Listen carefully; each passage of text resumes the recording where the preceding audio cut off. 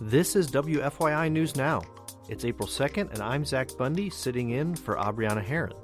On today's show, new info on the IU professor who was fired and had his home raided by the FBI. Eli Lilly joins the race to release a cure for Alzheimer's disease. And student IDs from Indiana's public colleges and universities could no longer be used as voter IDs under a bill approved by House Republicans. Why are we putting more restrictions on one group of individuals, our young people? Those stories coming up, but first. An Indianapolis chef took the top prize at the World Food Championships on Sunday. The winner, Colin Hilton, works for Cunningham Restaurant Group. The World Food Championships is a yearly competition that sees over 1,200 chefs competing in a series of competitions and categories. Hilton won the noodle category during a competition at the Indiana State Fairgrounds last year, which got him to the final competition. His victory comes with $150,000 in prize money. XiaoFeng Wang, a tenured cybersecurity professor recently fired by Indiana University the same day the FBI raided his homes, stood accused of academic misconduct for not properly identifying people involved in his research. WFIU's Ethan Sandweiss has more. Details about IU's investigation into Wang are beginning to emerge. Information about the FBI searches is not.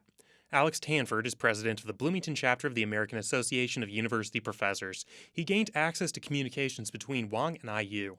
He says an investigation into Wang followed complaints from an unknown source. From the surface, he says, it looks like trivial misconduct, but he's not convinced IU has finished the investigation. I would imagine, given the heat that the administration is taking, that it would be all over the press release if he, in fact, was discovered to have been engaged in some serious misconduct of some kind.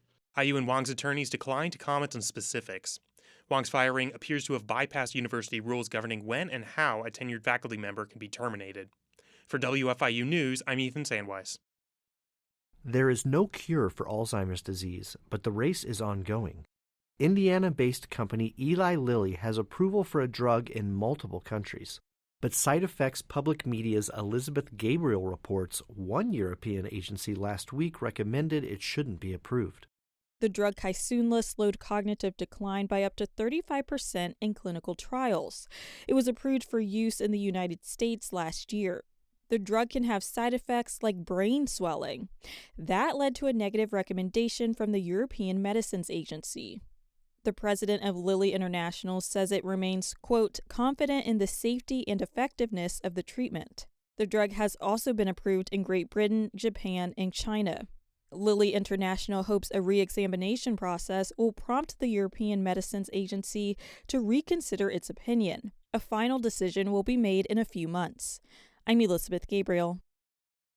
And for our final story today, student IDs from Indiana's public colleges and universities could no longer be used as voter IDs under a bill approved by House Republicans on Tuesday. Indiana law says identification used at polling places must have the person's name, their photo, and expiration date, and be issued by the United States or the state of Indiana. Most student IDs at Indiana public higher ed institutions qualify. But Republican Representative Kendall Culp says students are getting special treatment under the law. A university's ID does not prove that that is an Indiana resident.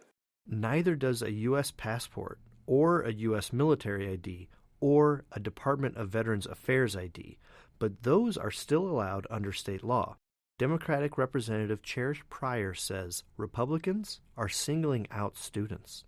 Why are we putting more restrictions on one group of individuals, our young people? The bill now goes back to the Senate, which can send it to the governor or take it to conference committee for more work. That's all for today's episode of WFYI News Now. Our podcast is produced by Drew Daudelin and me, Zach Bundy, with the support from the news team at WFYI and public media journalists across the state. Our news director is Sarah Neal-Estes, Kendall Antron produced our music, and I'm your host, Zach Bundy, sitting in for Abriana Herron. If you like today's episode, remember to subscribe and share. And follow WFYI on Instagram, TikTok, Facebook, and YouTube to check in on our newsroom throughout the day. Thanks for listening. We'll be back tomorrow.